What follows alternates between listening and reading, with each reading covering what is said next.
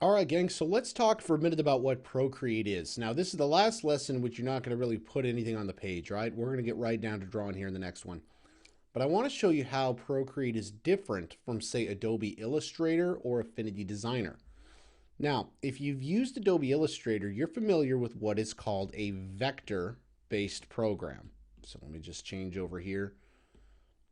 All right, perfect. So a vector-based program uses math. Now, this math means when we create a line, it has these things called nodes, right? This was a node, and the nodes had handles. This looks like this, and you would grab the handle and adjust the node in order to change the line.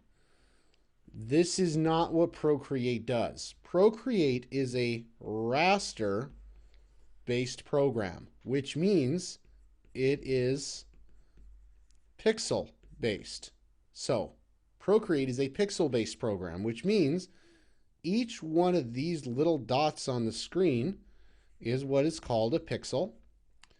And so pixels work on the idea of selection.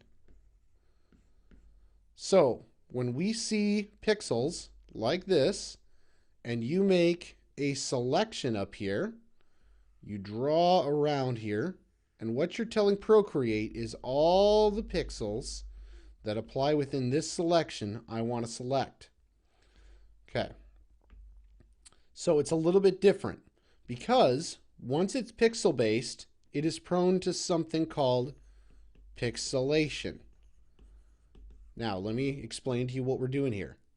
When you go into Procreate, we'll go over here.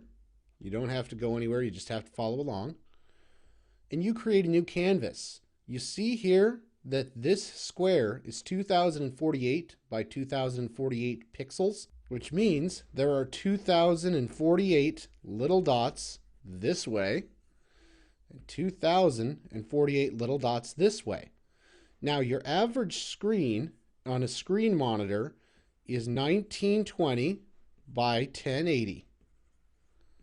That's how many pixels are in your average monitor. So something of this size would be adequate to stretch to this size. But now, if you decide to blow this thing up to like 6 feet by 6 feet, you're going to have a lot more pixels per square inch, right? So that will distort. So pixel-based image is prone to distortion, okay? That is the big deal with all raster or pixel-based images. So to do that, you need to be very aware, and here is Jeremy's rule for this. Choose a canvas close to the size you will be working with.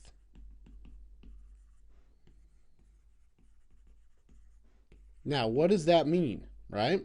Let's say that you have a image. Let's say that you're going to put on a t-shirt. So here's your t-shirt, all right? And from here to here is roughly 24 inches.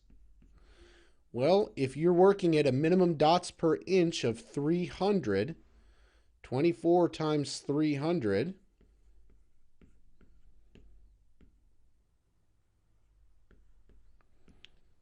that means it's got to be about 7,200 pixels in order to clearly print at that size. If you're working on something like this size at 2,000 pixels, guess what? You got to stretch it 3 times now.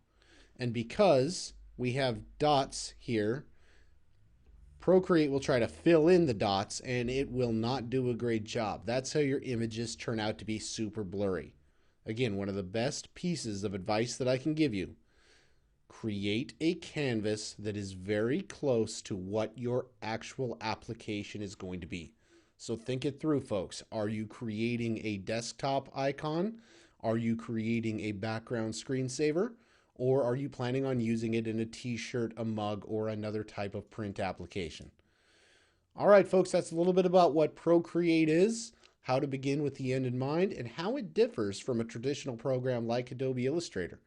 All right, enough theory. Let's get into practice and make some marks on this thing.